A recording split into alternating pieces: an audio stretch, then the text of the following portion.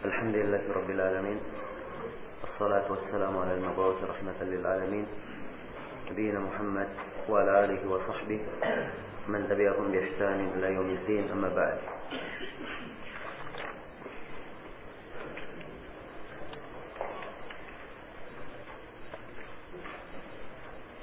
Ini majelis yang ke-25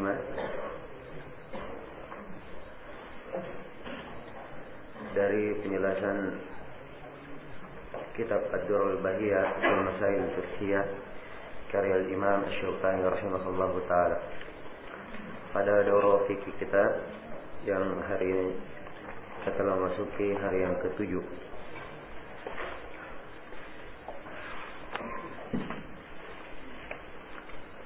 Berkata Imam Asy-Syaukani rahimahullahu taala dalam kelanjutan pembahasan Kitab Ar-Rahan. Beliau kitab Ar-Rahan. Ar-Rahan adalah jaminan gadai. Ar-Rahan secara bahasa kadang bermakna as-subut wa ad-dawam. As-subut wa ad-dawam, tetap dan kontinu. Kalau dikatakan ma'un rahin, air ini rahin, maksudnya dia air diam dan tetap seperti itu. Dan makna yang kedua, rahan kadang bermakna al-habs, bermakna yang tertahan. Ya. Seperti firman Allah, kullu mri'in bima kasabat rahina. Setiap orang dari apa yang dia upayakan dia rahin, maksudnya tertahan. Dia harus mempertanggungjawabkannya. Dan secara syar'i ar-rahan adalah, secara istilah ar-rahan adalah ja'lu ainin maliyatin wathiqatan bidainin yustawfa minha aw min thamaniha in ta'addara al-wafa'. Rahan adalah dia memberikan barang, memberikan harta barang sebagai wasiqah, sebagai wasiqah, sebagai jaminan terhadap hutangnya. Wasiqah bidainin terhadap hutangnya, yustawfa minha atau min samaniha idza ta'addara al-wafa.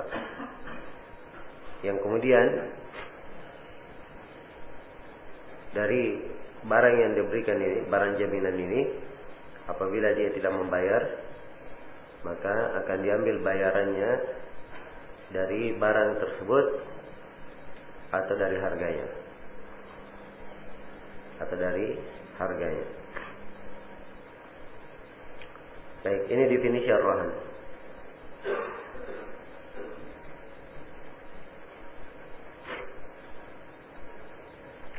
Iya. Dan rahan adalah hal yang disyariatkan, dan syariatannya di dalam Al-Quran. Firman Allah Subhanahu wa taala, "Fa in kuntum ala safarin wa lam tajidu katiban farihanun maqbudah." Apabila kalian berada di dalam perjalanan dan kalian tidak menemukan juru tulis, ya, sebab penulisan akad ini juga wasiqah, ya, juga adalah apa? Wasiqah, jaminan atau penguat untuk sebuah akad. Ya. Kalau kalian dalam perjalanan dan kalian tidak mendapatkan juru tulis, maka dengan rahan yang dipegang. Ini ayat dalam perjalanan, tapi bukan artinya syariat rahan itu hanya di dalam safar saja. Boleh di safar maupun selain apa? Safar. Dan biasanya pada saat safar itu lebih diperlukan rahan lagi. Makanya disebutkan safar saja. Ya, jelas ya. Kalau di safar harus ada di safar disyariatkan rahan, maka di selain safar juga lebih disyariatkan. Lebih masuk dalam pensyariatan. Ya. Dan di antara dalil bahwa rahan tidak harus dalam safar, ini juga dalil tentang disyariatkannya rahan, bahwa Nabi Shallallahu Alaihi Wasallam mengambil makanan dari seorang Yahudi untuk tempo tertentu, dan beliau memberikan rahan baju besi beliau, menjadikan baju besi beliau sebagai apa? Sebagai rahan. Maka ini menunjukkan disyariatkannya. Ya. Dan sepakat para ulama tentang disyariatkannya rahan dan tidak ada yang mengingkarinya. Asy-Syaukani rahimahullah taala berkata, yajuzu rahnu ma yamlikuhu ar-rahin fi dainin alayhi. Boleh seorang memberikan jaminan gadai dari apa yang dimiliki oleh si penggadai lantaran hutang yang ada padanya. Ya. Sehingga diterangkan boleh seorang yang berhutang dia menggadaikan atau memberikan jaminan untuk hutangnya tersebut dengan barang gadaian yang dia miliki. Ya, di sini kata beliau yajuz, boleh. Beliau terangkan hukum ar-rahan. Rahan itu hukumnya adalah apa? Hukumnya adalah boleh, bukan wajib. Hukumnya adalah boleh, bukan apa? Bukan wajib. Dan tidak ada silang pendapat di kalangan para ulama bahwa rahan hukumnya adalah apa? Adalah boleh, bukan wajib. Ya. Dan perintah yang ada di dalamnya itu adalah perintah irsyad, pengarahan, penganjuran, bukan perintah wajib. Karena rahan adalah ganti dari kitabah. Ya. Kalau misalnya seorang meminjam dari orang lain, kemudian dia telah menulisnya, maka ini telah cukup dengan tulisan tersebut sebagai bukti. Kalau tidak ada dengan tulisan yang syahid dan ada persaksiannya, maka bisa dengan rahan. Ini bukti yang lain sebagai ganti dari penulisan. Dan penulisan akad itu, penulisan akad pinjaman itu hukumnya sunnah, bukan wajib. Hukumnya apa? Sunnah, bukan wajib. Ya. Jadi kalau penulisan saja bukan wajib, apalagi gantinya, yaitu apa? Rahan juga bukan wajib. Karena itu Asy-Syaukani bahasakan di sini dengan kalimat yajuzu, boleh bagi ar-rahan, bagi apa? Ar-rahin, bagi orang yang berhutang untuk menggadaikan. Nah, kemudian kata beliau, dia menggadaikan ma yamlikuhu. Apa barang yang dia gadaikan? Adalah sesuatu yang dia miliki. Sesuatu yang dia miliki. Jadi, kalau ada barang yang dia miliki, maka itu yang dia berikan sebagai hal yang dia gadaikan. Jelas ya? Dan apakah harus yang dia gadaikan itu sesuatu yang dia miliki secara penuh, atau boleh sesuatu yang dia miliki ya sementara maupun yang dia miliki belum penuh? Ini letak sila pendapat di kalangan para ulama. Ya. Nah, baik. Dan Asy-Syaukani di sini beliau hanya menjelaskan apa yang dia miliki. Jelas ya? Jadi boleh menjaminkan apa yang dia miliki fi dainin alaihi. Ya, karena hutang yang dia dia tanggung. Nah, dan ini adalah faedah dari rahan. Dia memberikan jaminan sehingga jaminan tersebut ya bisa menjadi pengganti kalau misalnya si rahin, orang yang berhutang ini dia tidak bisa membayar hutangnya. Jelas ya? Karena itu diambil darinya atau dari sebagiannya. Ya, rahan dah harus dia kasih rahan apa yang mencukupi seluruh hutang, dah harus. boleh apa yang menutupi sebagiannya. Misalnya ada orang yang meminjam, ya, ada yang minjam misalnya kepada saya, dia pinjam 1 juta. Terus dia berikan kepada saya barang ini nilainya apa? Nilainya 1 juta. Jelas? Maka ini boleh. Ini boleh. Boleh juga misalnya dia pinjam ke saya 1 juta, diberikan barang yang nilainya cuma 0,5 juta saja, sebagiannya. Maka ini juga syah sebagai rahan. Sebab rahan itu adalah hal yang menutupi, yang bisa ditutupi darinya seluruh hutang atau sebagiannya. Nah, baik. Kemudian kata Syaukani rahimahullah, wa tahru yurkabu wal labanu yushrabu binafaqatil marhun. Ya. Al-dhahru yurkab wal labanu yushrabu binafaqati al-marhun. Dan hewan itu boleh ditunggangi dan susunya boleh diminum. Ya, kalau si marhun memberikan nafkah, ya, memberikan nafkah padanya. Nah, jelas ya?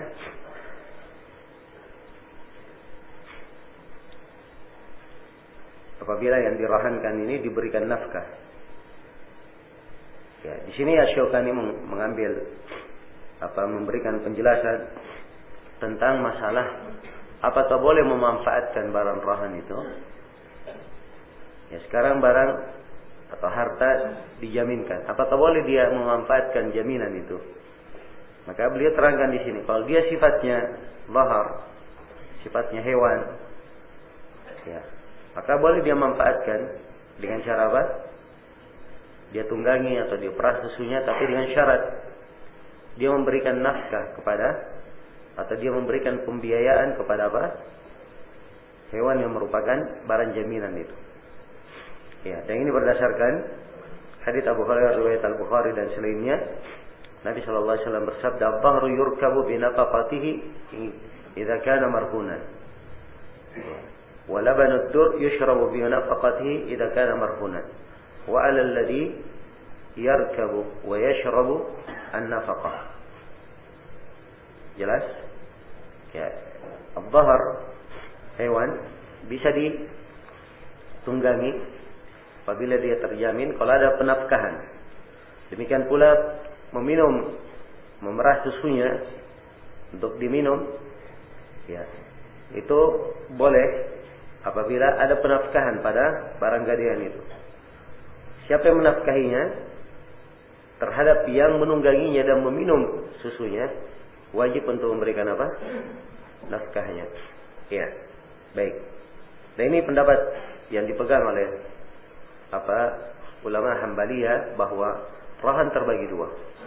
Ada rahan yang perlu perawatan dan ada rahan yang tidak perlu perawatan. Kalau rahannya tidak perlu perawatan, maka tidak boleh dimanfaatkan. Sebab asalnya disimpan dan dijaga, tidak perlu perawatan. Ya. Kalau dia perlu perawatan, ya seperti hewan. Ya, hewan tentunya nggak mungkin disimpan. Dia perlu perawatan, diberi makan, ya, diberi minum. Nah, karena dia perlu perawatan, maka diizinkan untuk memanfaatkannya sebagai imbalan dari perawatan yang dikeluarkan. Ini kalau si pemegang rahan ini, si pemilik piutang yang padanya ada rahan sebagai jaminan dari orang yang berhutang, ini apabila dia mengeluarkan nafkah. Tapi kalau si pemilik rahan, orang yang berhutang, dia berkata, ini hewan ini saya jaminkan, ya, dan biayanya saya yang tanggung. Misalnya dia yang tanggung biayanya, maka ini tidak bisa tidak boleh dimanfaatkan. Jelas ya? Nah, maka ini ketentuannya yang ditunjukkan oleh hadits Rasulullah sallallahu alaihi wasallam. Kemudian nampak dari hadits ini bahwa penggunaan rahan tersebut itu sesuai dengan kadar apa? Kadar nafkah dan kadar pembiayaan yang dia berikan. Sesuai dengan kadar pembiayaan yang dia berikan. Ya kalau misalnya dia berikan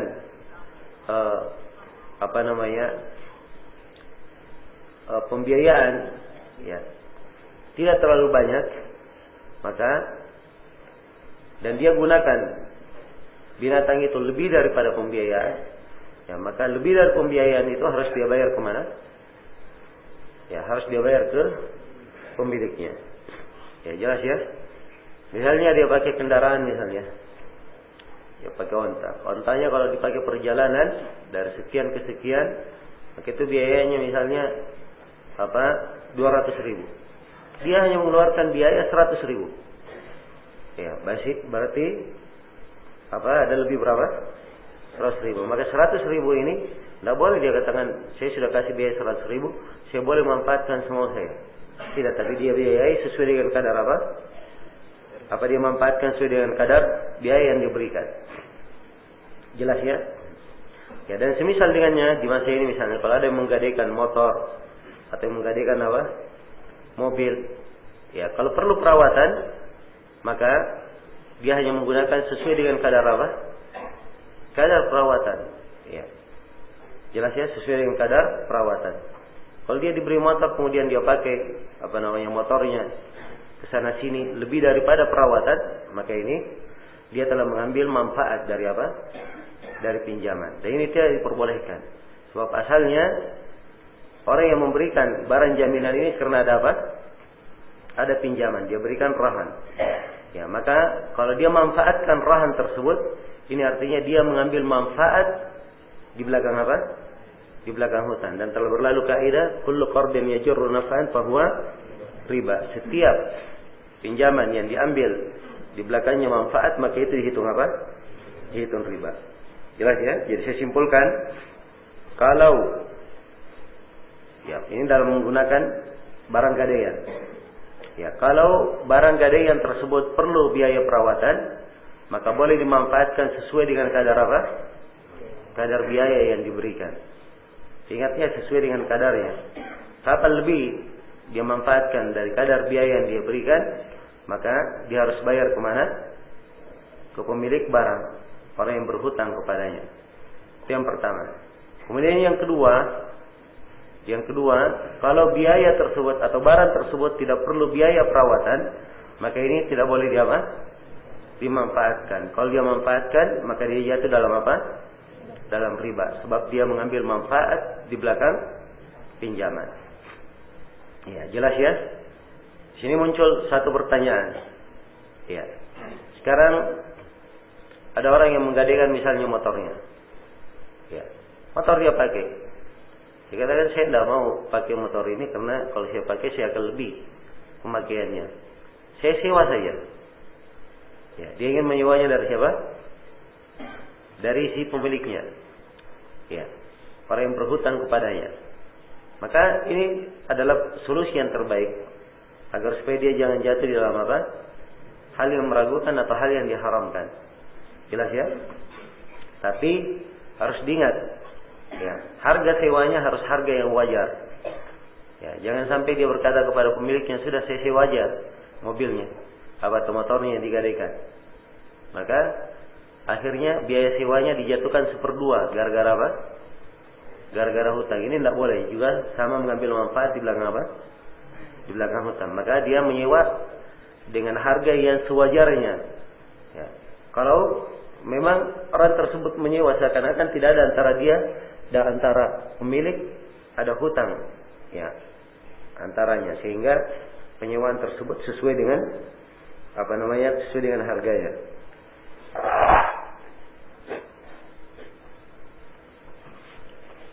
Baik. Kemudian kata beliau rahimahullahu taala, wala yaghluqur rahan atau wala yaghlaq ar-rahan bima fihi. Ya. Di dalam uraian Imam Syaukani ini beliau terangkan bahwa rahan itu tidak boleh ditutup dari pemiliknya.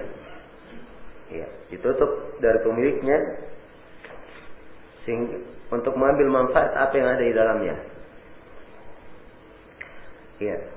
Dan ini beliau berdalilkan dengan hadits, tapi haditsnya ada kelemahan. Ya, di mana disebutkan dalam hadits itu dari Abi Hurairah bahwa Nabi bersabda, "La yagluqur rahanu min sahibihi alladhi rahanahu. Lahu gunmuhu wa alaihi gurmuhu." Rahan itu tidak boleh ditutup dari pemiliknya yang merahankannya, yang menggadaikannya. Jadi barang gadaian tidak boleh ditutup, tidak boleh ditahan dari pemiliknya yang menggadaikannya. Ya, lahu gunmuhu, untuk pemiliknya keuntungannya. Wa alaihi gurmuhu, dan atas orang yang memegang barang rahan itu sebagai jaminan, gurmuhu, dia menanggung kerugiannya kalau memang ada kerugian. Ya. Ini hadits lemah ya. Dan makna hadits ini bahwa barang jaminan kalau sudah digadaikan itu bukan berarti barang jaminan tersebut sudah menjadi milik siapa? Milik orang yang mempunyai piutang. Tidak. Jelas ya? Barang ini tetap milik siapa? Milik orang yang berhutang, yang menggadaikan. Tetap miliknya. Maka barang tersebut tidak boleh ditahan darinya. Ya, tidak boleh ditahan darinya. Maka kalau misalnya sudah jatuh temponya, ya, diberikan ketentuan, diberikan pilihan kepada siapa? Si pemilik barang atau orang yang berhutang, diberikan ketentuan padanya. Kamu bayar sekarang, ya. Atau barang ini kita jual untuk menutupinya. Kalau dia bayar, maka barang rahannya kembali kepadanya. Dia yang paling berhak untuk memilikinya. Ya. Kalau bisa langsung dia jual, dia jual. Kalau misalnya dia tidak bayar misalnya, bisa langsung dijual, tidak ada masalah. Ya, tapi kalau tidak bisa dia jual, maka tentunya urusannya kemana? Pengadilan. Ya, karena itulah ada barang jaminan dan dia berhutang, maka dibawa ke pengadilan. Dan di pengadilan dia dipanggil untuk melunasi hutangnya atau dia menjual barang jaminannya. Dia sendiri yang menjualnya. Dikasih pilihan dulu. Dia sendiri yang menjualnya. Ya. Kalau dia tidak mau menjualnya, maka hakim boleh menjatuhkan hukum untuknya, untuk dia dipaksa atau dipenjara supaya bisa mau menjual tersebut. Kalau tidak, maka hakim boleh menjualnya langsung. Sedemikian rupa prosesnya, karena memang orang yang memiliki barang gadaian itu tetap punya hak. Tidak langsung begitu langsung dijual, tidak. Jelas ya? Dan ini juga kesalahpahaman dari sebagian orang. Kalau misalnya ada barang gadaian, sudah digadaikan barangnya, tidak bisa dibayar, langsung menjadi miliknya penuh. Walaupun barang itu lebih mahal daripada daripada hutang yang dia berikan atau yang dia pinjamkan kepada orang tersebut. Misalnya dia berhutang 10 juta. Ya, dikasih jaminan motor nilainya 12 juta. Jelas? Maka ini tidak cocok dia mengambil motornya. Motor itu harus dia jual. Kalau misalnya dapat 12 juta, maka dia ambil haknya 10 juta, 2 juta dia kembalikan ke siapa? Ya, ke pemilik motor itu, orang yang berhutang. Sebab asalnya barang gadaian tetap miliknya. Ya, jelas sampai sini ya. Maka ini hal-hal yang penting yang perlu diketahui dalam pembahasan rahan. Baik, selesai ya pembahasan tentang ar-rahan.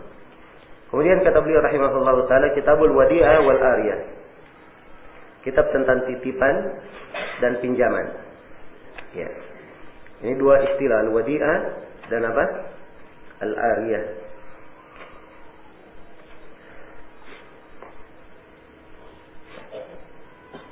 Ya, al-wadi'ah dari kata wada'ah itu adalah bermakna mastudi'ah, apa yang dititip. Wadi'ah bermakna apa yang dititip. Jelas ya? Terus secara bahasa. Secara istilah wadi'ah adalah al-mal al-mawdu' 'inda al-ghairi liyahfazahu bila 'iwadin.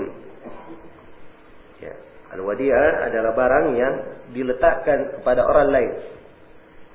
Barang yang disimpan, diletakkan, kalau mau dibahasakan lebih ini, yang dititip kepada orang lain, liyahfazahu, dititip supaya dia menjaga barang itu. Bila iwadin, tanpa apa? Tanpa ada bayaran. Jadi dia titip tanpa ada bayaran. Jadi penitipan ini kalau bentuknya wadiah, maka dia sifatnya apa? Sifatnya tabarruk. Akadnya apa? Akad tabarruk. Ya, kedermawanan. Tidak ada bayaran. Ya, tidak ada apa? Tidak ada bayaran. Itu akad wadiah. Jelas ya? Akad wadiah. Kalau dia ada bayaran, itu namanya apa? Hah? Ya, dia titip kemudian membayar. Namanya apa? Hah? Ya, namanya ijarah, penyewaan. Iya kan? Dia mengupah soalnya. Dia memberikan upah. Ya, dan penitipan itu manfaat atau bukan? Hah? Manfaat. Dia sebuah amalan yang ada manfaat. Sudah berlalu ya di pembahasan ijarah. Jelas ya? Ya, karena itu saya dari awal sebutkan definisi kemudian hakikat dari definisi itu perlu dipahami untuk membedakan. Ya. Sekarang ada yang mengatakan, ya kadang kita ke bank-bank apa namanya syariat misalnya, buka tabungan, tabungannya disebut di situ wadi'ah. Disebutkan apa sifatnya apa? Wadi'ah. Maka kalau dia sebut wadi'ah, wadi'ah ini apa? Hanya sekedar dia apa? Dititip. Tidak boleh ada pungutan bayaran. Itu namanya wadi'ah. Jelas? Ya. Jadi kalau ada biaya perawatan atau biaya titipan, maka itu namanya apa? Ijarah. Jelas. Dan wadi'ah ini, ya. Wadi'ah, saya terangkan ya hakikatnya supaya jelas. Wadi'ah adalah hal yang disyariatkan. Ya, hal yang disyariatkan. Pensyariatannya dari Al-Quran, dari hadits Nabi Sallallahu Alaihi Wasallam dan disepakati oleh para ulama. Dari Al-Quran Allah berfirman, wa ta'awanu 'alal birri wat taqwa. Tolong menolong dalam kebaikan dan ketakwaan. Ya. Kalau dia menitip barang ke saudaranya menjaga barang itu, maka ini tolong menolong di atas kebaikan. Ya.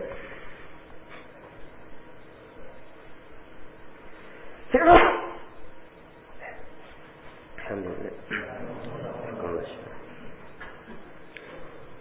Dan di dalam Sahih Muslim dari hadits Abi Hurairah, Rasulullah sallallahu alaihi wasallam bersabda, "Man naffasa an mu'minin kurbatan min kurabid dunya, naffasa Allahu anhu kurbatan min kurabi yaumil qiyamah." Kemudian di akhir hadis dikatakan, "Wallahu fi auni al-'abdi, maka al-'abdu fi auni akhihi." Siapa yang melapangkan dari seorang mukmin kesusahan dari kesusahan dunia, maka Allah akan melapangkan untuknya sebuah kesusahan dari kesusahan akhirat. Kesusahan ini cakupannya luas ya. Telah kita jelaskan makna kesusahan ini pada apa yang telah lalu di dalam masalah al-qard. Bagi siapa yang memberikan pinjaman, ya jelas. Dan memberikan kelapangan itu dalam banyak hal. Apakah dalam masalah dia titipi, dia terima untuk dia dititipi, ini juga melapangkan saudara, masuk juga. Ya. Kemudian berikutnya potongan hadisnya dikatakan, wallahu fi aunil abdi, dan Allah terus membantu hamba. Maka al-abdu fi auni akhihi, sepanjang si hamba membantu siapa? Saudaranya. Ya. Maka ini menunjukkan bahwa wadi'ah adalah hal yang disyariatkan. Hal yang disyariatkan oleh Rasulullah Sallallahu Alaihi Wasallam. Dan sepakat para fuqaha tentang bolehnya al-wadi'ah. Sepakat para fuqaha tentang bolehnya apa? Al-wadi'ah.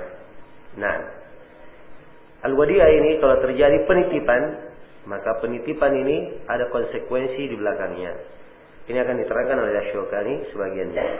Kata Syukani rahimahullah, yajibu alal wadi' wal musta'ir ta'diyatul amanah ila man i'tamanahu. Wajib atas al-wadi'. Al-wadi' artinya orang yang dititipi barang titipan. Itu al-wadi'. Orang yang dititipi barang apa? Barang titipan. Wal musta'ir, dan wajib bagi orang yang meminjam. Ini al musta'ir dari apa? Arya.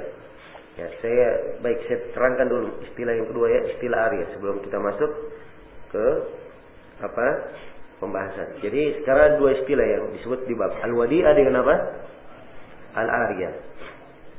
Ya, al-arya dari kata al-i'arah. Dari al-arya disebut juga al-i'arah dan dia dari kata at-ta'awur. Ya. At-ta'awur. Nah, yaitu ada barang saling dia gilirkan. Ya, saling dia pindahkan tetapi dikembalikan lagi. Dikembalikan lagi. Ini apa? Arya. Ya, dia dalam bahasa Indonesianya mungkin cocoknya yang kata apa? Pinjaman, diberikan pinjaman. Nah, kalau dari sisi hakikat secara istilah, ya, secara istilahnya arya itu adalah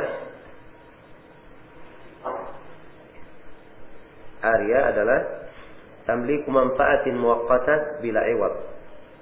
Ini definisi ulama Malikiyah. Ya, dia memberikan kepemilikan manfaat untuk sementara tanpa ada apa? Tanpa ada bayaran. Tanpa ada bayaran. Ya, jadi dia pinjam ya, sebuah manfaat, sebuah barang yang bermanfaat, dia pinjam sementara untuk dia manfaatkan. Itulah yang disebut dengan apa? Arya. Dan arya ini adalah hal yang disyariatkan. Ya. Pensyariatannya di dalam Al-Quran dan ada juga di dalam hadits Rasulullah Sallallahu Alaihi Wasallam. Ya. Dan dia adalah hal yang disepakati oleh kaum muslimin tentang bolehnya. Dari Al-Quran, firman Allah Subhanahu Wa Taala, wa yamnauna al-ma'un. Ya. Ini sebagian sifat yang dicela di dalam surah Al-Ma'un. Mereka menahan dari al-ma'un. Menahan dari apa? Al-ma'un. Al-ma'un itu adalah orang yang perlu apa? Perlu kepada sebuah atau kepada sesuatu dari orang lain. Orang lain yang memiliki sesuatu ini dia punya kelapangan. Dia punya kelapangan. Bisa dia pinjamkan. Tapi dia tahan. Tidak dia pinjamkan. Maka ini disebut dia menahan dari apa? Al-ma'un. Dia dari orang yang dicela di dalam ayat. Nah, dan Ibnu Mas'ud menafsirkan al-ma'un ini dengan apa? Dia menahan barang-barang yang bisa dipinjam. Seperti dia menahan tidak meminjamkan periuknya, tidak meminjamkan timbangannya, tidak meminjamkan timbanya. Nah, padahal bisa dia pinjamkan. Apa ruginya dia apa? Dia pinjamkan, orang perlu kepada timbang. Jelas ya? Ya. Ada sumur misalnya perlu timbang. Dia minjam timbang tidak diberi. Maka ini yamna apa? Al-ma'un. Ya. Yang menahan dari al-ma'un. Maka ayat ini secara global ini menunjukkan disyariatkannya memberikan pinjaman sekaligus menerangkan bahwa orang yang bisa meminjamkan, dia punya kelapangan untuk meminjamkan, kemudian dia menahan, maka dia masuk ke dalam golongan yang dicela. Sebagai apa? Orang yang menahan al-ma'un. Jelas ya? Baik. Dan sepakat para ulama tentang bolehnya arya ini, adanya pinjaman ini. Baik, ini al-wadi'ah dan al-arya. Kata Asy-Syaukani rahimahullah, yajibu 'alal wadi' wal musta'ir ta'diyatul amanah ila man i'tamanahu. Wajib atas al-wadi'. Al-wadi' orang yang dititipi apa? Wadi'ah. Wal musta'ir, dan wajib atas orang yang meminjam. Ta'diyatul amanah, untuk melaksanakan amanah atau menyampaikan amanah ila man i'tamanahu, kepada siapa yang apa? Siapa yang memberikan amanah kepadanya. Siapa yang memberikan amanah kepadanya. Dan ini dalilnya adalah firman Allah Subhanahu wa taala, "Innallaha ya'muru bil adli," atau "Innallaha ya'murukum an tu'addu al-amanati ila ahliha." Sungguhnya Allah memerintah kalian untuk menyampaikan amanah itu kepada pemiliknya. Ya, dan Rasulullah sallallahu alaihi wasallam juga bersabda, Addil amanata ila man i'tamanaka wa la takhun man khanaka. Ya. Sampaikanlah amanah kepada siapa yang memberikan amanah kepadamu. Jangan engkau mengkhianati siapa yang mengkhianatimu. Ya. Ini hadis hadis Abu Hurairah riwayat Abu Dawud dan Tirmidzi, dan dia mempunyai beberapa jalan yang menguatkannya. Baik. Dari perintah untuk menyampaikan amanah. Jelas ya? Maka dari sini nampak konsekuensi dari adanya sebuah pinjaman. Ya, kalau dia dititipi, kalau dia dititipi itu ada konsekuensinya. Kalau dia dititipi. Ya. Konsekuensi pertama, barang titipan yang diberikan kepadanya itu adalah apa? Adalah amanah. Itu adalah amanah. Ingat ya, kalau amanah boleh dia jual atau tidak? Tidak boleh dia jual. Ya. Sebab dia namanya apa? Amanah. Kemudian konsekuensi kedua, kalau dia dititipi, maka dia wajib menjaga barang tersebut. Ya. Ini diperhatikan ya, ini akhlak dalam hal yang seperti ini. Kalau dia dititipi, maka dia jaga. Ya, dia jaga. Dia jauhkan dari gangguan anak-anaknya. Dia jauhkan dari ini dan itu. Dia jaga. Jelas? Kemudian yang ketiga, dari konsekuensi titipan, kalau pemiliknya datang memintanya, maka dia wajib untuk apa? Mengembalikannya. Ya. Ini konsekuensi dari sebuah titipan. Nah, demikian pula kalau dia meminjam. Ya, kalau dia meminjam, maka pinjaman ini harus dia apa?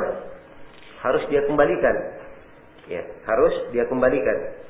Sebab asalnya hal tersebut memang bukan apa? Ya, bukan miliknya, hanya dia pinjam untuk sementara. Ya, dia pinjam untuk apa? Sementara. Maka wajib dia kembalikan kepada pemiliknya, sebab pinjaman yang diberikan kepadanya itu adalah apa? Amanah. Itu adalah amanah. Ya, jelas? Maka sama juga dengan pinjaman, kalau dia telah meminjam sesuatu, maka itu amanah yang harus dia jaga. Dia adalah amanah, kemudian wajib dia jaga. Kemudian kalau diminta oleh pemiliknya, maka pinjaman itu wajib dia apa? Dikembalikan. Ya, wajib untuk dikembalikan. Baik. Kemudian kata beliau, wala yakun man khanahu, dan jangan dia mengkhianati siapa yang berkhianat kepadanya. Ya. Jelas? Ya, seorang mukmin itu dituntut berlaku adil dan bertakwa. Kalau orang lain tidak berlaku adil, dia tetap berlaku adil. Orang lain menzalimi dia tidak balas menzalimi, tapi apa? Tetap menjaga dirinya di atas ketakwaan. Ya. Allah berfirman, "Wala yajrimannakum syana'anu qaumin ala alla ta'dilu, i'dilu wa aqrabu lit-taqwa." Jangan sekali-sekali kebencian kalian kepada satu kaum membuat kalian tidak berlaku adil. Berlaku adillah. Keadilan mendekati kepada apa? Takwa. Ya, jangan sampai ini orang pernah menipu saya. Ya, saya pernah pinjami dia rusak barang yang saya pinjamkan kepadanya. Wah, saya balas. Dan sekarang mumpung barangnya ada sama saya balas juga, saya rusakin. Ya.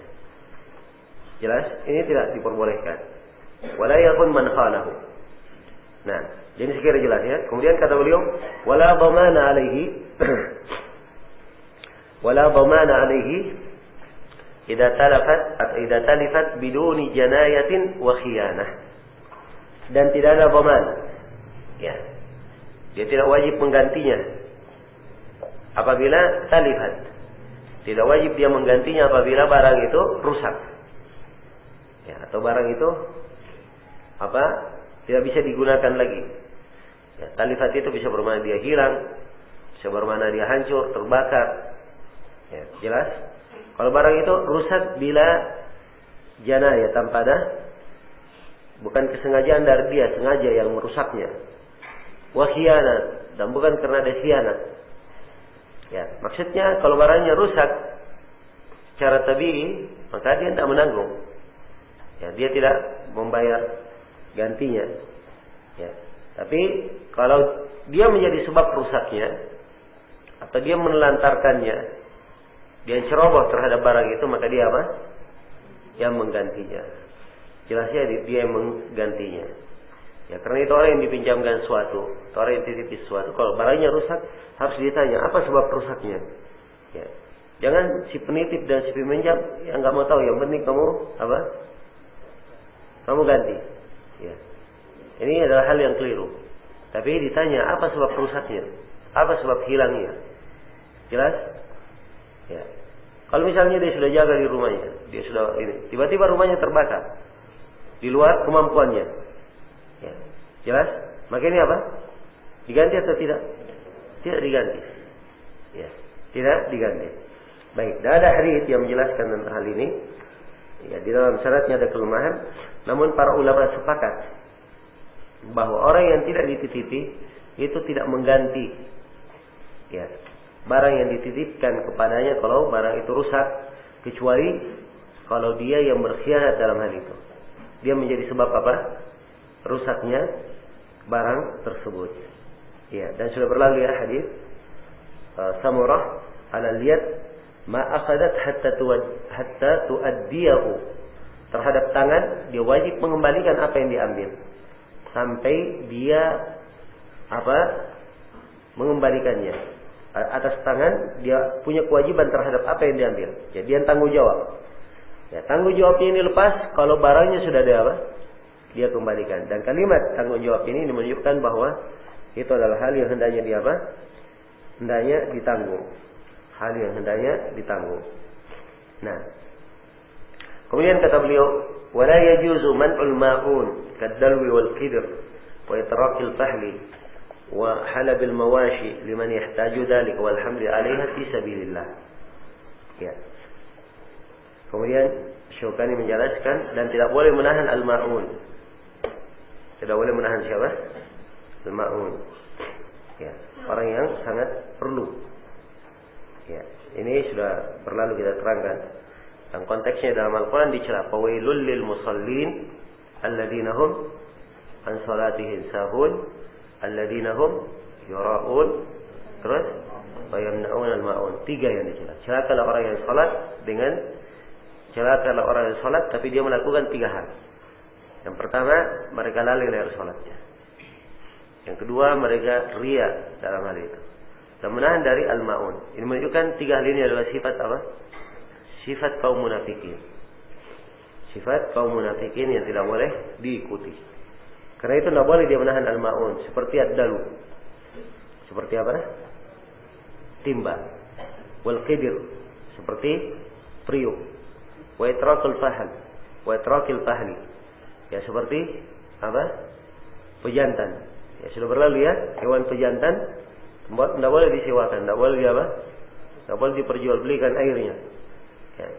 Kalau diminta, misalnya ada orang punya hewan betina, tentunya betina tidak mungkin melahirkan kalau tidak ada apa? Tidak ada jantannya. Ya.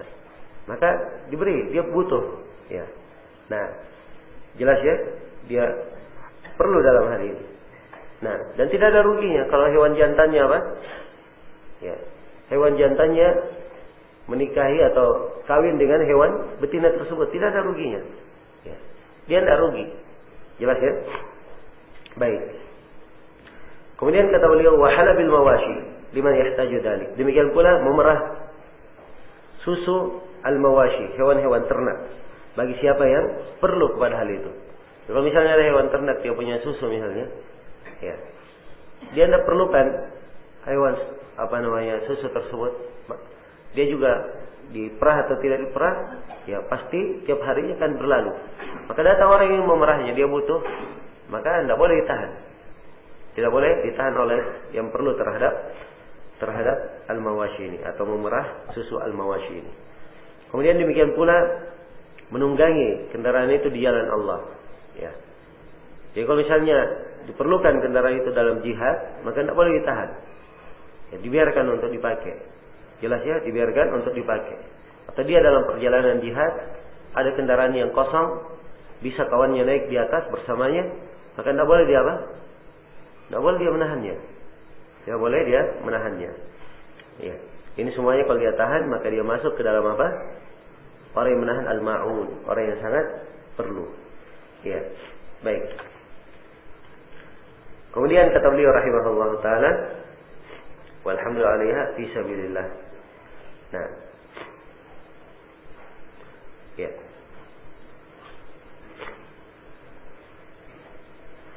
Ya, di dalam Sahih Muslim diriwayatkan oleh Imam Muslim dari hadis Jabir, Nabi sallallahu alaihi wasallam menjelaskan, "Ma min sahibi ibilin wala baqarin wala ghanamin la yuaddi haqqaha illa uqida laha yawmal qiyamati biqa'in qarqaratin tata'uhu dhatu ad-dilfi bidilfiha wa tantahuhu dhatul qarni biqarniha." Ya, tidak ada seorang pemilik onta, pemilik kerbau, pemilik kambing, dia tidak keluarkan haknya. Sehingga dia tidak keluarkan haknya. Hak ini apa? Ya, akan diterangkan. Kecuali mereka akan didudukkan pada hari kiamat. Ya, kemudian diterangkan siksanya. Ya. Kemudian dikatakan, wahai Rasulullah, ma haqquha? Ya Rasulullah, apa haknya? Ya, yang harus dikeluarkan. Kata beliau, itraqu fahliha. Ya, jantannya dibiarkan. Wa i'aratu dalwiha. Ya, dan meminjamkan apa? Timbanya. Ya. Wa manhatuha wa halbuha 'alal ma'. Kemudian dia beri dan boleh diperah terhadap apa? Air yang ada padanya. Ya. Wa hamlun 'alaiha fi sabilillah. Dan boleh hendaknya dikeluarkan haknya dengan ditunggangi di jalan Allah. Jelas ya? Ini semua dari hal wajib di hak dari hewan itu, ya, dikeluarkan, ya, dipinjamkan, ya, tidak boleh seorang mengambil manfaat di belakangnya. Baik, selesai sudah ya pembahasan al-wadi'ah dan al-ariyah. Kemudian kata Syaukani rahimahullahu taala, Kitabul Ghasb. Ya, kitab tentang apa? Al-Ghasb. Al-Ghasb, penguasaan harta orang lain tanpa hak. Al-Ghasbu secara bahasa adalah akhdhu syai' dhulman wa qahran. Dia mengambil sesuatu dengan kezaliman dan paksaan. Itu kata al-ghasb secara bahasa. Dan secara istilah al-ghasb adalah al-istila ala malil ghairi qahran bi ghairi haqqin. Ya. Al-ghasb secara bahasa adalah al-istila, penguasaan terhadap harta orang lain tanpa ada hak, tanpa ada hak. Itu definisi al-ghasb secara apa? Secara istilah. Ya, dan al-ghasb ini adalah hal yang diharamkan. Adalah hal yang apa? Diharamkan. Ya, pengharamannya ditunjukkan di dalam Al-Qur'an. Dan ditunjukkan oleh hadis Rasulullah sallallahu alaihi wasallam dan disepakati oleh para ulama tentang haramnya. Dari Al-Quran Allah subhanahu wa ta'ala berfirman, Ya ayyuhalladzina amanu la ta'kulu amwalakum bainakum bil batil illa an takuna tijaratan an taradin minkum. Wahai orang yang beriman, jangan kalian memakan harta-harta kalian antara sesama kalian dengan cara yang batil. Ya, ini cara yang batil salah satunya adalah apa? Al-ghasb. Kenapa? Sebab al-ghasb tidak ada keridhaan. Ya, tidak ada keridhaan. Karena itu disebutkan illa an takuna tijaratan antaradin minkum, kecuali kalau dia memakan harta itu dengan cara perdagangan dari salin ridha. Ya. Dan tentunya al-ghasb ini tidak ada keridhaan, dia mengambil secara apa? Secara paksa. Dan di dalam hadis yang diriwayatkan dari banyak jalan dan mungkin hadisnya mutawatir, Rasulullah sallallahu alaihi wasallam bersabda, "Inna dima'akum wa amwalakum wa aradakum alaikum haram ka hurmati yaumikum hada fi baladikum hada fi syahrikum hada." Sungguhnya darah-darah kalian, harta-harta kalian dan kehormatan kalian adalah haram antara sesama kalian. Sebagaimana haramnya hari ini, maksudnya sebagaimana terhormatnya hari ini, itu hari Arafah, ya. Atau hari yang beliau khutbah di sini, apakah di Arafah atau di mana? Di hari Nahar. Sebagaimana agungnya negeri kalian ini dan sebagaimana agungnya bulan kalian ini, yaitu bulan apa? Dzulhijjah. Nah, dan Nabi sallallahu alaihi wasallam bersabda, la yahillu limri'in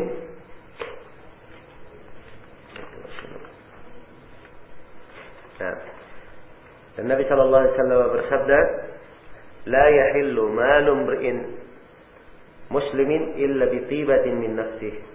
Tidaklah halal harta seorang muslim kecuali dengan jiwanya yang telah ridha bersukacita memberikannya. Ya. Ini hadisnya ini hasan dari seluruh jalan-jalannya. Nah, maka ini sebagian dalil menunjukkan tentang haramnya al-ghasb. Ya. Dan al-ghasb ini adalah hal yang disepakati haramnya oleh para ulama, tidak ada silang pendapat. Nah, tidak ada silang pendapat. Jadi penguasaan harta orang lain tanpa hak ini adalah hal yang haram menurut kesepakatan para ulama. Ya, kadang orang sebutkan penguasaan harta tanpa hak disebut dengan nama mencuri. Ya. Tapi dia lebih daripada itu. Bisa bermakna mencuri, merampok, memaksa. Yang jelas dia menguasai harta tanpa tanpa hak. Jelas? Baik. Kemudian Syaukani rahimahullah ta'ala berkata, "Ya'tam al-ghasib wa yajibu alaihi raddu ma akhad." Ya, orang yang ghasib, orang yang mencuri atau mengambil harta tanpa hak ini, ya, dia berdosa. Dia berdosa dan dia wajib untuk mengembalikan apa yang dia ambil. Nah, ini dari konsekuensi. Kalau dia mencuri, keharusannya konsekuensinya pertama dia berdosa dengan perbuatannya mencuri. Karena apa? Itulah dosa yang diterangkan di dalam syariat. Kemudian konsekuensi yang kedua, ya, konsekuensi yang kedua kalau dia mencuri, maka dia wajib untuk mengembalikan barang yang dia curi. Ya. Dia kembalikan barang yang dia curi kalau barang itu masih ada bersamanya. Jelas? Kalau barangnya sudah tidak ada lagi, maka dia kembalikan yang semisal dengannya atau dia bayar nilai dari barang itu.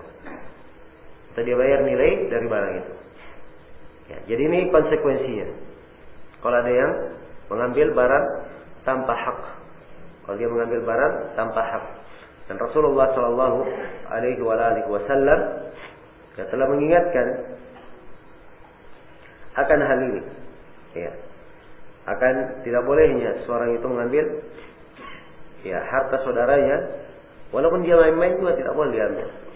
Ya, la ya'khudanna ahadukum mata'a akhihi jaddan wala la'iban. Jangan salah seorang dari kalian itu mengambil perhiasan saudaranya atau barang milik saudaranya jaddan sungguh-sungguh wala la'iban atau main-main, tidak boleh. Wa idza akhadha ahadukum asa akhihi falyaruddaha alaihi. Apabila salah seorang dari kalian mengambil tongkat saudaranya, maka hendaknya dikembalikan kepadanya. Dikembalikan kepadanya. Jelas ya? Baik.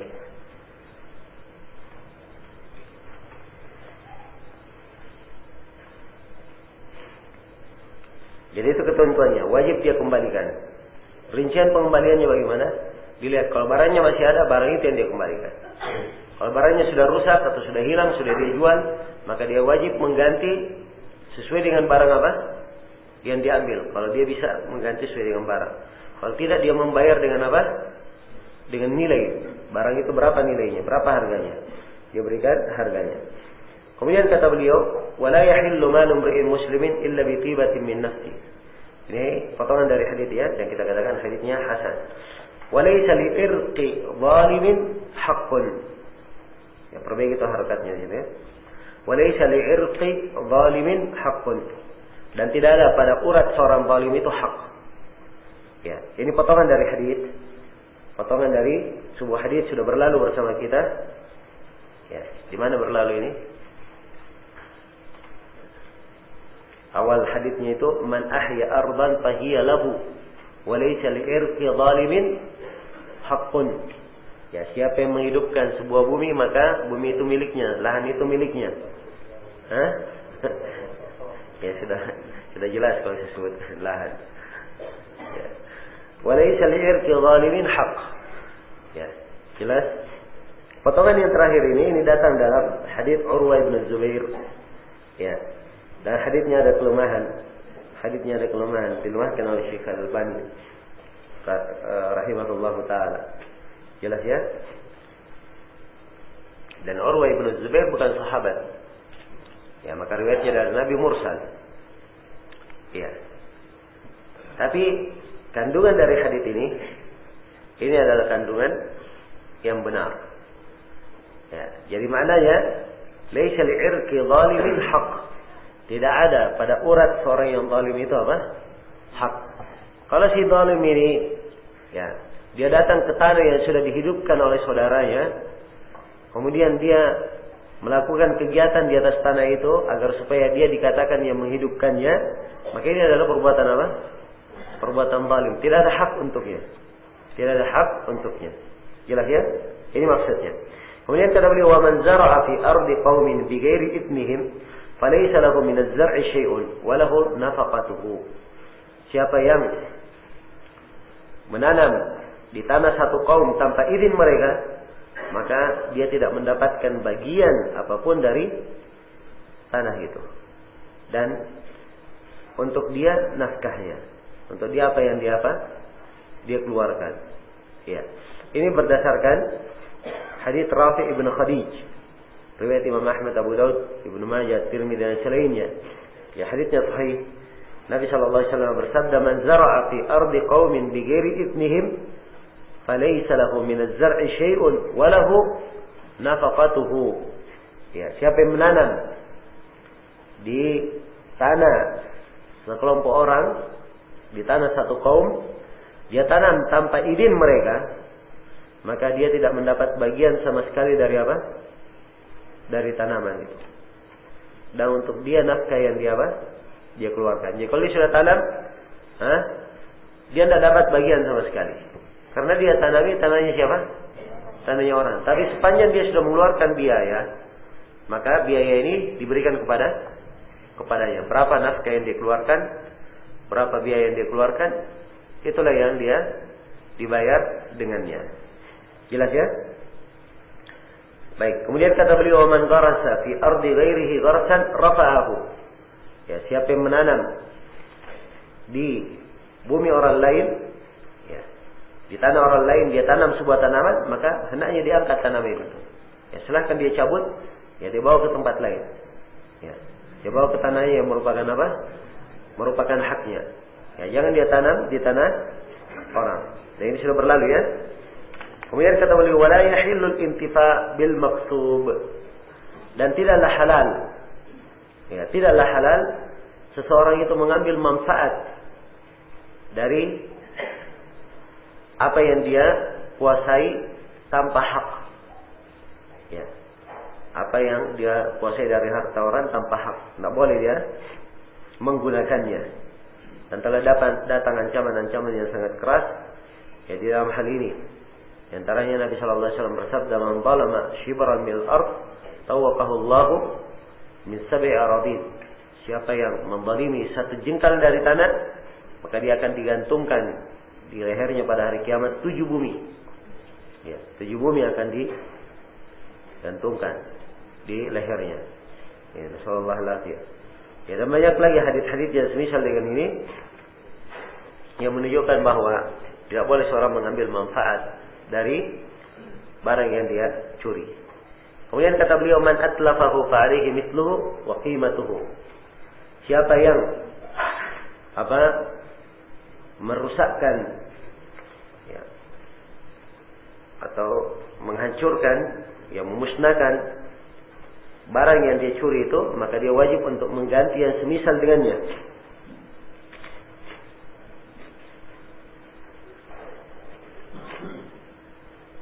Ya, wajib untuk mengganti yang semisal dengannya, atau dia mengganti harganya, atau dia mengganti apa? Harganya. Baik, ini adalah hal yang sudah kita terangkan sebelumnya. Ya, dan perkara ini adalah perkara yang jelas.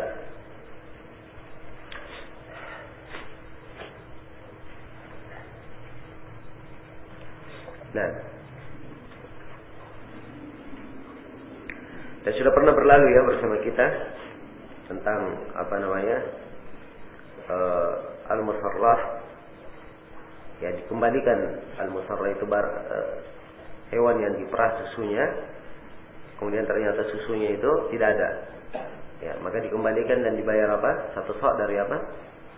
Dari korma sebagai nilai susu yang diambil. Ya, kalau yang seperti ini aja didetailkan, padahal dia sebenarnya tadi sebelumnya apa? Akad, ya jual beli. Cuman di sini ada bentuk penipuan. Apalagi kalau dia mengambil tanpa apa? Tanpa hak. Ya, ini harusnya dia lebih harus menjaga, mengembalikan yang semisal dengannya atau dia kembalikan harganya kalau memang dia sudah rusak. Baik. Kemudian kata beliau rahimahullah taala dalam pembahasan berikutnya, Kitabul Itq. Ya. Kitab tentang al-itq. Al-itq adalah apa? Pembebasan budak. Nah, itu yang dimaksud dengan al-itq.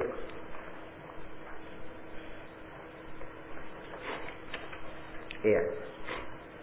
Al-itq secara bahasa lawan dari ar-riq, lawan dari perbudakan. Ya, dan dia adalah kebebasan.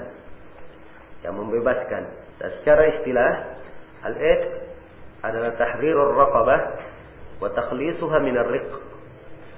Al-itq adalah pembebasan dari perbudakan dan atau pembebasan leher budak dan membebaskannya dari perbudakan. Itu secara apa? Secara istilah. Dan al-itq ini adalah hal yang disyariatkan. Dan syariatannya di dalam Al-Quran, ada dalam hadits Rasulullah SAW, dan disepakati oleh para ulama. Ya. Adapun dari Al-Quran, Allah Subhanahu wa taala berfirman, "Au fakku raqabah." Ya, dari amalan saleh yang disebutkan, atau dia membebaskan apa? Seorang budak. Ini pembebasan mutlak. Dan dalam Al-Quran sudah berlalu bersama kita bentuk-bentuk pembebasan di dalam masalah apa? Di dalam masalah kafarah. Ya. Untuk membayar kafarah maka dibebaskan dari apa? Dibebaskan dengan budak sebagai amalan yang salih, membayar kafarahnya. Dan dari hadits Nabi sallallahu alaihi wasallam, Rasulullah sallallahu alaihi wasallam bersabda, iya.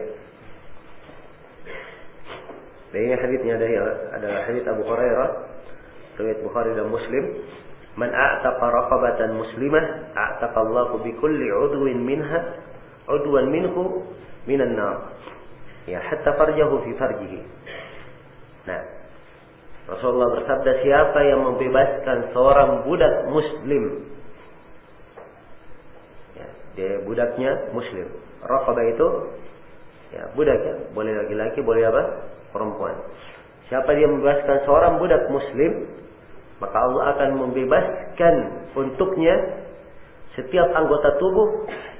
Ya, orang yang membebaskannya akan dibebaskan dari api neraka. Setiap anggota apa? Anggota tubuhnya. Ya. Jadi kalau dia bebaskan dari budak ini seluruhnya, maka seluruh anggota tubuhnya akan dibebaskan dari api neraka. Hatta farjahu bi farjihi, sampai kemaluannya itu dibebaskan karena dia membebaskan apa? Kemaluan dari budak itu. Maksudnya budak itu bebas semuanya. Ya, jelas ya? Dan banyak lagi hadis-hadis yang menjelaskan tentang keutamaan ya membebaskan budak ini. Dan Syukani di sini berkata, afdalur riqabi anfasuha. Riqab, pembebasan budak yang paling afdal adalah yang paling mahalnya, yang paling bernilainya. Ya. Dimaklumi ya bahwa budak itu berbeda-beda. Ya, harganya dan nilainya juga berbeda-beda. Ya, jelas ya? Sebab ya namanya manusia, ada yang punya kelebihan, ada yang punya apa? Kekurangan. Yang punya keistimewaan tentunya ini berbeda dengan orang yang tidak mempunyai apa? Keistimewaan. Karena itu yang paling berharganya kalau dia bebaskan, maka itu yang paling apa? Paling afdalnya. Ya, dalilnya adalah hadits Abu Dzar riwayat Bukhari dan Muslim. Abu Dzar bertanya, "Qultu ya Rasulullah, ayyul a'mali afdal?" Saya berkata, wahai Rasulullah, amalan apa yang paling afdal? Kata beliau, al-imanu billah adalah iman kepada Allah. Wal jihadu fi sabilillah. Yang kedua jihad di jalan Allah. Nah, qultu, jadi iman billah dan jihad fi sabilillah. Qultu ayyur riqabi afdal? Maka saya bertanya, wahai Rasulullah, budak apa yang paling afdal kalau dibebaskan? Kata beliau, anfasuha inda ahliha wa aktsaruha thamanan. Yang paling berhak dibebaskan adalah yang paling nafisnya bagi pemiliknya. Ya. Yang paling banyak keistimewaannya. Jelas ya? Wa aktsaruha thamanan, dan yang paling banyak harganya, yang paling mahal. Nah, jelas? Kemudian kata beliau rahimahullah, jadi ini dalil ya tentang apa disyariatkannya pembebasan, dan sepakat kaum muslimin tentang syahnya pembebasan ini ya, dan itu adalah amalan yang salih apabila dilakukan. Nah, dan budak itu bisa bebas dengan beberapa perkara atau beberapa sebab yang menyebabkan dia bisa bebas. Ya, sebab yang pertama, ada yang membebaskan budak karena dia taqarrub kepada Allah. Karena apa? Taqarrub kepada Allah. Jadi tidak ada sebab, tidak bayar kafarah, tidak pula ini, tidak pula. Ya, dia ingin beramal salih membebaskan apa? Membebaskan budak. Maka ini sebab yang pertama, taqarrub kepada Allah. Sebab yang kedua karena nadar dan kafarah. Karena nadar dan kafarah. Sudah berlalu ya di beberapa pembahasan. Ya. Ada kafarah yang dia apa? Dan disyaratkan dengan apa? Diberikan dengan pembebasan budak. Apa yang sudah berlalu bersama kita? Ayo. Idhar satu. Di puasa. Terus? Apa? Haji enggak ada membebaskan budak. Menyembelih kambing. Puasa sudah. Apa? Gempa? Saya nak dengar. Baik. Li'an tidak ada di li'an. Apa yang dibebaskan li'an? Di jihad. Ya, itu lain ya. Sekarang kita di dalam masalah kafarah. Ya. Akan datang lagi nanti di bab nadar. Ya. Bab nadar dan sumpah. Ini ada apa? Ada pembebasan di situ. Akan datang. Kemudian akan datang lagi nanti juga di bab tentang membunuh.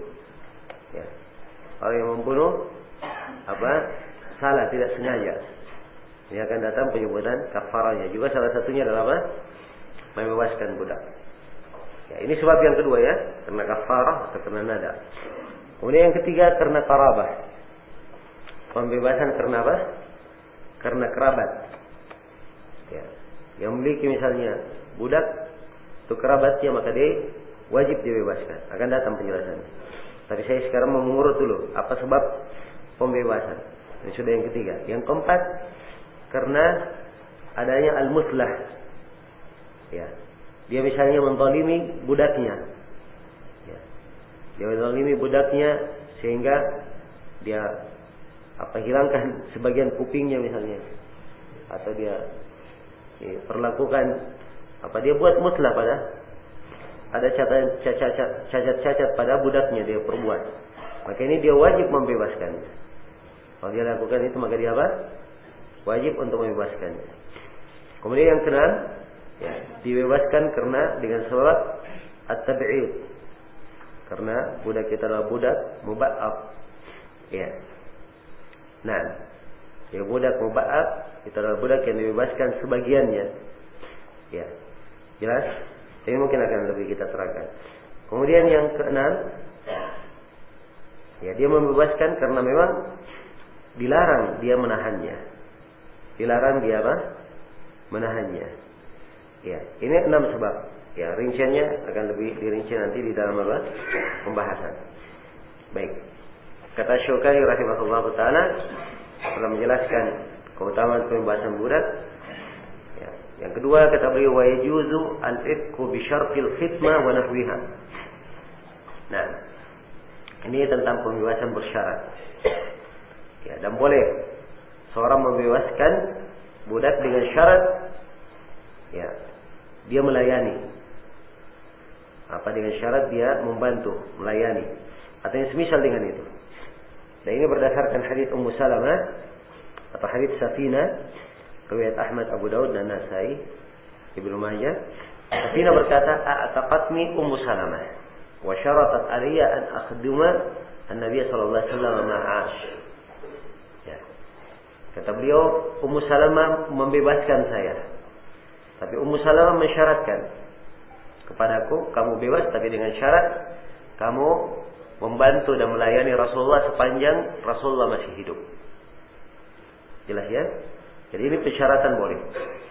Persyaratan yang seperti ini apa? Boleh. Kemudian yang kedua, ya. Kata Syukani berikutnya pembahasan yang ketiga tentang kepemilikan budak yang masih semahram. Waman malaka atau waman malika rahimahu ataqa alaihi. Ya. Siapa yang memiliki rahimnya, misalnya kerabatnya, ya dia miliki, orang yang semahram dengannya dia miliki, maka itu dia wajib untuk membebaskannya. Jelas ya? Dan ini ada sejumlah hadis disebutkan di sini oleh Syukani, tapi sayang seluruh hadisnya adalah apa? Seluruh hadisnya adalah lemah. Tapi masalah ini sendiri, ya oleh para ulama dianggap sebagai masalah yang benar. Ya ditunjukkan oleh ya, konsekuensi umum yang dipegang ya oleh para sahabat dan para tabi'in, bahwa mereka memandang siapa yang memiliki ya budak dan itu adalah punya hubungan kerabat dengannya. Misalnya ya ada budak ternyata itu adalah apa? Saudaranya. Masuk ke dalam kepemilikannya, setelah dia periksa ternyata apa? Saudaranya. Maka ini wajib dia apa? Dia bebaskan. Nah, jelas ya? Kemudian kata beliau rahimahullah, "Wa man mattala bi mamlukihi fa alayhi an yu'tiqahu wa illa a'taqahu al-imamu aw al-hakim." Ya, siapa yang melakukan muslah ya kepada budaknya, ya mutlah ini seperti saya sebutkan tadi, dia hinakan budaknya, apakah dengan dia pukul sangat keras, dia tinju, atau dia apa namanya, dia cacati, ya jelas ini muslah. Ya, maka dia wajib membayar kafarah dengan cara membebaskan budak itu. Di dalam hadis Ibnu Umar riwayat Muslim, Nabi sallallahu alaihi wasallam bersabda, "Man latama mamlukahu aw darabahu fakaffaratuhu ay yu'tiqahu." Siapa yang meninju budaknya ya atau dia memukulnya, maka kafarahnya adalah apa? Dia membebaskannya. Ya, perhatikan ya, tidak boleh ditinju, tidak boleh dipukul. Ini menunjukkan bahwa perbudakan ini tidak seperti yang dikatakan oleh sebagian orang, bahwa dia adalah apa? Penghinaan. Ya. Jelas ya?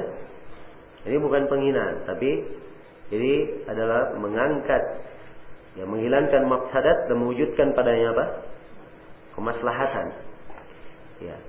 Sebab orang-orang kafir yang ditawan kemudian dijadikan budak, ya, kalau mereka tidak hidup bersama kaum muslimin, ya mereka akan tetap hidup di atas kekufurannya yang tidak ada aturan. Ya, di dalam kekufuran tersebut mengikuti hawa nafsu dan mengikuti syaitan, berbuat kerusakan di muka bumi. Tapi kalau dia hidup bersama kaum muslimin, pasti semuanya terukur dengan ukuran apa? Syariat. Walaupun mereka punya kejelekan, kejelekannya akan apa? Tertahan. Selain daripada itu, ya, mereka bisa mengambil akhlak yang baik dari umat Islam, dan ada anjuran bagi siapa yang memiliki budak diajari, dia masuk Islam, kemudian diajari. Ya, kemudian kalau dia bebaskan kemudian dia nikahi, maka dia dapat 2 pahala. Dapat 2 pahala. Ya, maka sebenarnya perbudakan ini adalah lahan amalan saleh yang dibuka oleh Allah Subhanahu wa taala untuk siapa? Untuk kaum mukminin. Saling memanfaatkan. Ya, jadi kalau lihat dari sisi-sisi kemanusiaan di dalamnya, ya, sisi kemanusiaannya lebih banyak. Jadi dalam hal tersebut, ya. Dan keberadaan dia terpikat dan menjadi kepemilikan seseorang itu bukanlah hal yang dikatakan sebagai hal yang merendahkannya secara mutlak. Betul kedudukannya di bawah, tapi bukan artinya menunjukkan hal yang menghilangkan makna kemanusiaan di dalamnya.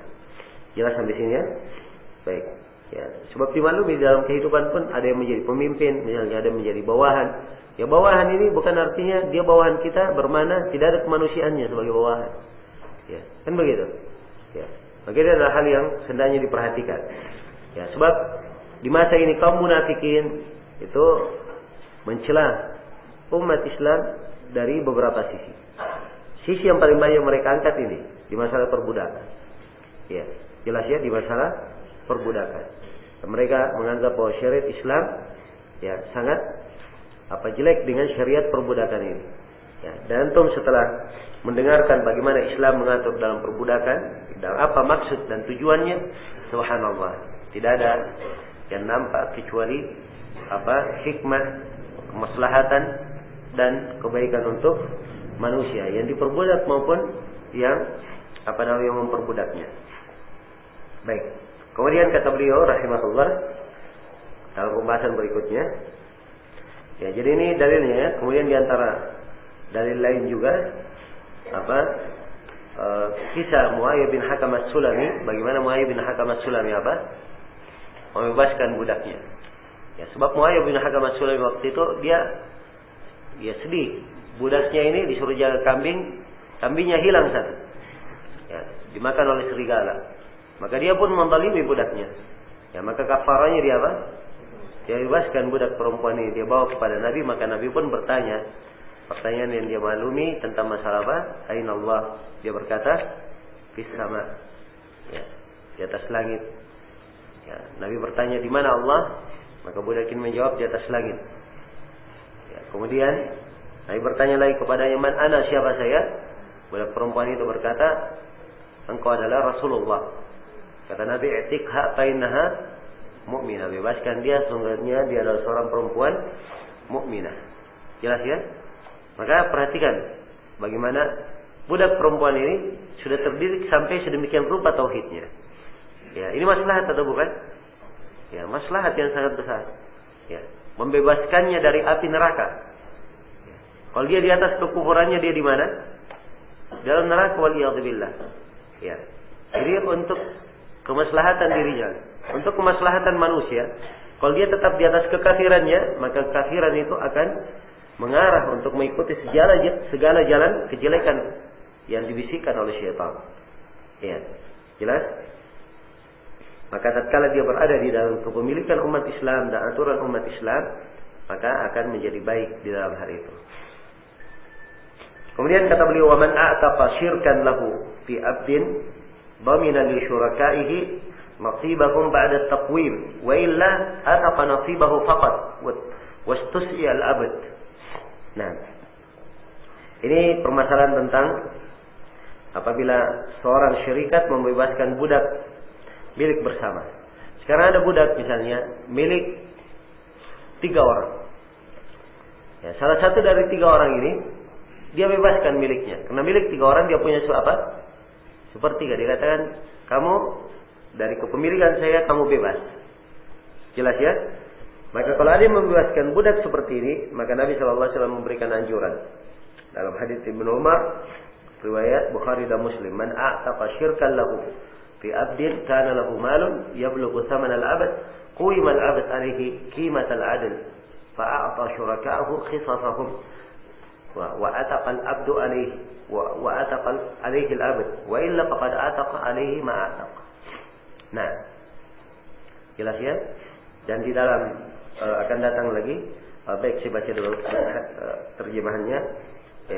Ibnu Umar, Nabi bersabda, siapa yang membebaskan seorang budak yang dia bersyirikat dalam budak itu, dan orang yang membebaskan ini punya harta, ya, yang mencukupi untuk membebaskan budak, maka hendaknya budak yang dia bebaskan dihitung berapa nilainya. Ya, dihitung berapa nilainya. Ya, kalau dia bersyarikat misalnya 3 orang, budaknya nilainya 100 juta misalnya. Ya, atau anggaplah 120 juta misalnya nilainya. Jelas ya, budaknya. Dia milik 3 orang. Dia bebaskan milik dia. Kalau dia punya harta, dia bebaskan, maka dia tambah berapa? 80 juta diberikan kepada syarikatnya, dia bebaskan sempurna. Jelas ya? Kalau dia tidak punya, sudah berarti kewajibannya dia sudah bebaskan apa? Apa yang dia miliki. Nah, sisa berikutnya, ada hukum berikutnya. Ya, di sini Syukani terangkan 2 hukum ya. Jadi kalau dia bebaskan, dia punya syarikat. Pertama begini, dia berusaha membayar kepada syarikatnya. Dia tanya berapa harga budak itu, dia lunasi semuanya. Kemudian dia bebaskan sempurna. Ini yang pertama. Kalau dia tidak punya harta, maka dia bebaskan miliknya saja. Ya. Terus budaknya bagaimana? Berarti budaknya sebagiannya bebas, sebagiannya apa? Tidak bebas. Ya. Kan begitu. Maka ini ada tuntunan dari Nabi dalam hal ini. Diterangkan dalam hadits Abi Hurairah riwayat Bukhari dan Muslim, "Man a'taqa shiqafan min mamluk, fa alayhi khalasuhu min mali." Siapa yang membebaskan sebagian dari makhluk, bagiannya dari mamluk, dari budak, maka hendaknya dia bebaskan seluruh budak itu dari hartanya. Fa illam yakul lahu mal, kalau dia tidak punya harta, kuwimal mamluk qimatal adl. Maka si mamluk ini, budak ini diberikan kimanya dengan kima apa? Harga seadilnya. Ya, thumma yustas'a fi nasibil ladzi lam yu'taq ghairu mashkukin alaihi. Kemudian setelah itu di istis'a. Nah, inilah pembahasan apa di sini? Istis'a. Ya. Pada bagian orang yang belum dibebaskan tanpa memberatkannya, ghair mashkukin alaihi, tanpa memberatkan si budak. Nah, di sini 3 bentuk pilihan. Ada 3 ketentuan. Yang pertama, seorang yang bersyarikat ingin dia bebaskan seorang budak, ingin dia bebaskan bagiannya. Pilihan yang pertama, dia bebaskan dulu seluruhnya. Ya, dia bayar kawan-kawannya yang bersyarikat di situ, dia bayar semuanya. Ya, dia tanya berapa harga budak ini, dari harga itulah dia bayar seluruh syarikatnya. Kemudian dia bebaskan. Ini yang pertama. Kalau dia tidak punya harta, maka dia bebaskan apa?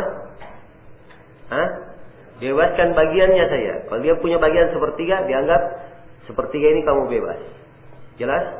Ya. Kemudian yang ketiga, si budak ini oleh orang yang lainnya, pemilik yang lainnya, syarikat yang lainnya harus diistis'a. Istis'a apa? Diizinkan untuk dia berusaha. Ya, dibebaskan dia berusaha untuk menutupi kekurangan dari bayaran. Untuk menutupi apa?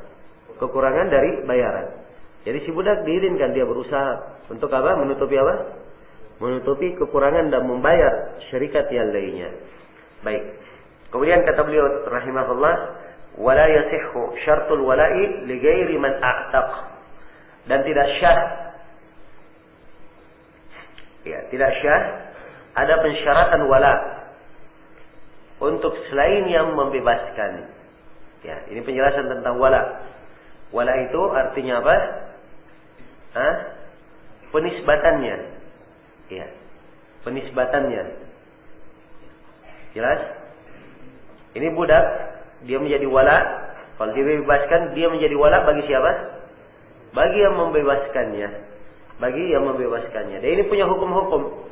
Ya, kalau dia meninggal nanti, si budak misalnya meninggal, maka orang yang membebaskannya ini, dia punya hak dari sisi warisan bil wala. Ini akan datang nanti pembahasannya di bab warisan. Kapan dia mewarisi bil wala. Jelas ya? Ya. Dan Nabi sallallahu alaihi wasallam ya telah bersabda di dalam hal ini, innamal wala'u liman a'taq. Sungguhnya wala itu bagi siapa yang membebaskan. Dalam hadits Aisyah ya, riwayat Bukhari Muslim, dalam konteks yang beraneka ragam dan sangat panjang. Kisah tentang Barirah. Ya, yang dibebaskan. Di mana Aisyah ingin membebaskan Barirah, tapi keluarganya mensyaratkan walaknya milik siapa? Milik mereka. Maka Nabi berkata, innamal wala'u liman a'taq. Ya, wala itu bagi siapa? Yang ingin membebaskan. Walaknya bagi siapa yang membebaskan. Jadi kalau misalnya Aisyah membebaskan, maka walaknya milik siapa? Aisyah radhiyallahu ta'ala anha. Kemudian kata beliau rahimahullah, wa yajuzut tadbir faya'tiqa bimauti malikihi wa idza ihtaja al-maliku jaza lahu bai'uhu. Ya, ini penjelasan hukum berikutnya tentang budak al-mudabbar. Istilahnya budak apa? Al-mudabbar. Kenapa dikatakan mudabbar? Dari kata dubur. Dubur itu adalah sesuatu yang paling ujung dari sebuah perkara. Jadi perkara ujungnya, paling luarnya itu disebut apa? Dubur. Karena itu belakang manusia disebut dubur sebab dia apa? Ujungnya. Jelas ya? Dikatakan dubur. Ya. Baik. Jadi dia katakan mudabbar. Kenapa? Sebab budak ini oleh tuannya dikatakan kamu bebas. Ya, kamu bebas apabila saya meninggal. Ya. Apabila apa? Saya meninggal. Jadi kebebasannya itu diberikan kalau dia meninggal. Karena itu dikatakan mudabbar sebab memang apa? Dia di ujung kehidupannya baru apa? Di ujung kehidupan pemiliknya baru dia bebas. Jelas ya? Nah, dan mudabbar ini adalah hal yang diperbolehkan. Hal yang diperbolehkan. Ya. Dan hal yang disyariatkan, ada nas-nas yang menjelaskan tentang hal tersebut. Ya. Dan di sini Syaukani menjelaskan hukum yang lain. Kalau misalnya si pemilik ternyata dia sudah berkata kepada budaknya, sudah kalau saya meninggal nanti kamu bebas. Ternyata di tengah jalan berjalan beberapa tahun, ya, ternyata tuannya perlu untuk menjual budak ini. Ya. Apakah boleh dia jual? Ya, Syaukani menjelaskan kalau dia perlu, pemilik perlu, maka dia boleh untuk apa? Menjualnya. Nah, ini berdasarkan hadis Jabir riwayat Bukhari dan Muslim, anna rajulan ataqa gulaman. Ya. Jangan ada kesalahan kayaknya. Andai ini yang tertulis. Kalau nggak salah anduburin dalam riwayatnya. Nah, lagi nanti kita periksa ya. Seorang lelaki membebaskan budak dari dubur, yaitu budak mudabbar. Fahtaja, lalu orang itu perlu. Fa'akhadahu Nabi sallallahu alaihi wasallam. Maka Nabi mengambilnya. Faqala man yashtarihi minni. Maka Nabi berkata, siapa yang ingin membelinya? Ya, dari saya. Fashtarahu Nu'aim bin Abdullah bikada wa kada wa dafa'ahu ilaihi. Maka Nu'aim bin Abdullah membelinya dengan harga sekian dan sekian, lalu mengembalikan, lalu harga itu diberikan kepada siapa? Kepada tuannya. Jelas ya? Maka ini menunjukkan bahwa boleh menjual budak mudabbar kalau memang ada keperluan. Kalau memang ada apa? Ada keperluan dan dia tidak bisa, misalnya dia berhutang tidak mampu lagi dia bebaskan, dia lunasi hutangnya dari jalur yang lain, ya kecuali dengan cara dia menjual budaknya, maka ini tidak ada masalah. Sebab yang asalnya masih haknya. Kemudian kata beliau rahimahullah, wa tajuzu mukatabatul mamluk ala malin yuwaddihi fayasiru indal wafa'i khurra wa ya'tiku minhu biqadri ma sallam wa idza ajiza an taslimi malil kitabah ada sirrik. Ya. Ini tentang budak al-mukatabah sekarang. Ya, tadi al-mudabbar dan hukum-hukumnya telah kita terangkan. Sekarang al-mukatabah dan hukum-hukumnya. Al-mukatabah itu adalah budak yang telah terjalin perjanjian antara dia dan antara apa? Antara pemiliknya. Ya, bahwa kamu hargamu sekian misalnya. Ya, kamu boleh bebas tapi kamu lunasi harga itu. Diberikan apa? Tulisan mukatabah. Ya, jelas ya? Ya, misalnya kamu harganya 10 juta, kamu lunasi 10 juta ini dalam 10 tahun. Ya. Kamu misalnya hargamu 100 juta, kamu lunasi dalam berapa? 10 tahun. Ya, maka dia berusaha untuk mengembalikan setiap tahunnya 10 juta. Ya, diberikan. Jelas ya? Dia berusaha selama 10 tahun. Inilah al-mukatabah. Jelas ya? Jadi mukatabah kata penulis adalah hal yang diperbolehkan. Boleh melakukan mukatabah terhadap harta. Dan ini dalilnya adalah ayat Al-Quran. Allah Subhanahu wa taala berfirman, "Fakatibuhum in alimtum fihim khaira." Maka lakukanlah mukatabah dengan budak itu kalau kalian tahu bahwa padanya ada apa? Ada kebaikan. Kalau diketahui orang tersebut ada kebaikan, maka tidak ada masalah. Jelas ya? Nah, dan budak mukatabah ini yang telah kita bahas di bab zakat, mereka bisa dibantu dengan apa? Dengan zakat. Demikian pula budak yang berada di istis'ar yang tadi bisa dibantu dari zakat untuk membebaskan apa? Membebaskan dirinya. Iya. Jadi dia melakukan mukatabah terhadap sejumlah harta yang harus dia serahkan. Dan ketika dia telah fayasiru indal wafa, maka ketika dia sudah melunasinya, fayasiru hurran, dia pun menjadi apa? Menjadi bebas. Ya, wa ya'tiku minhu biqadri ma sallam. Ya, baik, sekarang muncul permasalahan. Kalau ternyata dia sudah serahkan misalnya, sudah terjadi akad perjanjian, sudah ya kita lakukan mukatabah, perjanjiannya begini, kamu bayar sekian dalam sekian tahun. Ya, sudah terjadi perjanjian. Dia sudah mulai masuk bekerja, dia bayar. Baru bayar sepertiganya, setelah itu tidak mampu lagi dia membayarnya. Apa yang terjadi kalau begini? Ya, kalau dia sudah bayar sepertiga misalnya kata Syaukani, maka dia telah membebaskan dirinya sekadar dengan apa yang dia sudah serahkan. Jelas ya? Wa idza ajiza an taslimil malil kitabah, kalau dia tidak mampu menyerahkan malil kitabah, sudah jatuh tempo belum diserahkan, sudah lewat misalnya, maka dia kembali sebagai apa? Kembali dalam perbudakan. Jelas ya? Ini hukum berkaitan dengan al-kitabah. Baik. Kemudian kata beliau rahimahullah, wa man istaulada. Ya. Wa man istaulada amatahu.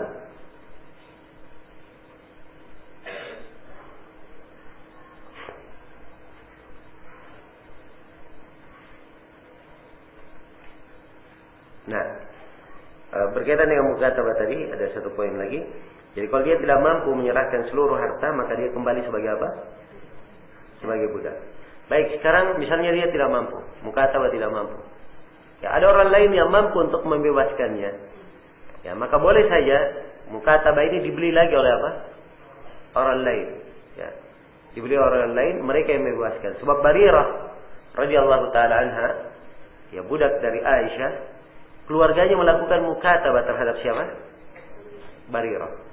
Ya, melakukan mukatabah. Jadi sudah mulai mereka bayar. Jelas ya? Ya, kemudian Aisyah berkata, saya akan membebaskan kamu, tapi walakmu adalah milik saya. Jelas ya? Keluarga Barirah berkata, tidak, bebaskan saya, tidak apa-apa, tapi walak milik siapa? Milik mereka. Maka Nabi pun mengucapkan hadis yang telah kita baca, innamal wala'u apa? Liman a'taq. Sungguhnya walak bagi siapa yang membebaskan.